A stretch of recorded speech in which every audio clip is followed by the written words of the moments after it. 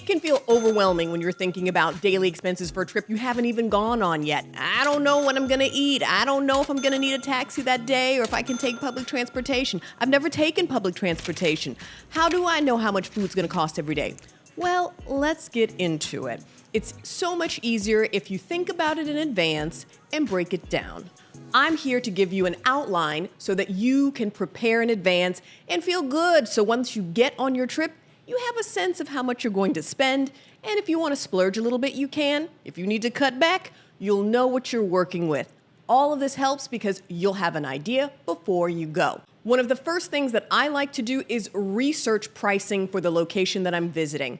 I check out different YouTube accounts and get a sense of what other people have been doing or seeing when they go to where I'm trying to visit. It doesn't necessarily mean I'm going to do the exact same itinerary as them. This just gives me a sense of how much things cost when they were there. And it also gives me an idea of, okay, is this high-end or luxury? Is this more like a budget thing? Is this something that's free?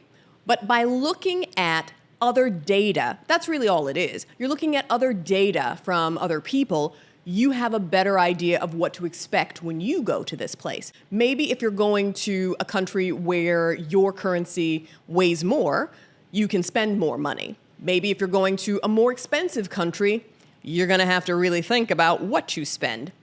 This is just to give you a baseline. Keep a little money aside for fun and excitement. Budget some fun money. You don't know what you're gonna learn about once you're on the trip. So you want to have a little extra money just in case you find out about a concert you wanna go to, just in case you decide that there is a fancy restaurant you wanna go to and you can make the reservation and get in there. This is why it's good not to plan your budget too tightly. So think about how you can add a little extra cushion to your budget. Having extra money is also good in cases of emergency. You just never know what's going to happen, so it's very important to have a little bit of wiggle room in case you need to pay for, I don't know, maybe you have to pay for medication because you don't feel well. Maybe you have to pay for a taxi because you are exhausted after a day being out and you're willing to pay a little something extra instead of having to take public transportation to get where you're going. So budgeting fun money or safety money is very helpful. Hidden costs. There are so many things that you don't necessarily consider when you decide to travel to a specific place, and then they creep in and you start to think, wow, this is getting a little pricey for this cheap trip to Thailand or this super quick trip I'm gonna do to Panama. The price adds up the more little things creep in to your budget. So thinking about things like a visa. Do you need a visa to go to the country that you're trying to visit? Do you need travel insurance? Maybe you don't already have coverage for if you get sick or something happens. Do you need travel insurance to protect your flight in case something happens and you have to cancel or make any sort of changes? Do you need to get a special data plan for your phone? Or maybe you are going to need to use your laptop even while you're there. So do you need to have special data, and is that going to cost you anything extra? Are you going to get an eSIM? How much is that going to cost? Do you need unlimited data? Are you going to make phone calls while you're away? So thinking about these costs in advance will help you determine how important those things are to you and how much you need to set aside for them.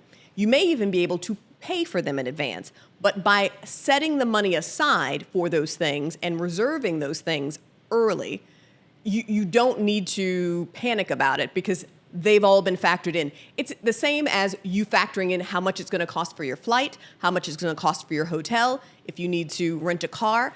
You're thinking about those larger payments or larger purchases in advance. So think about the hidden costs, look into them, price them out, and determine how early you want to purchase those things and if you really do need them. So researching, planning, and being mindful of the big expenses as well as the small expenses will really save you a lot of time and stress when it comes to your daily expenses. Most importantly, it's going to save you money. You want to be able to spend your budget on the things that you really care about. You want to enjoy your trip, and by looking into what things cost, having a plan for that, and having a little buffer in case there are things that surprise you and you want to try, or there's an emergency and you're kind of stuck needing to change your plans, You want to have the money so that you can do it.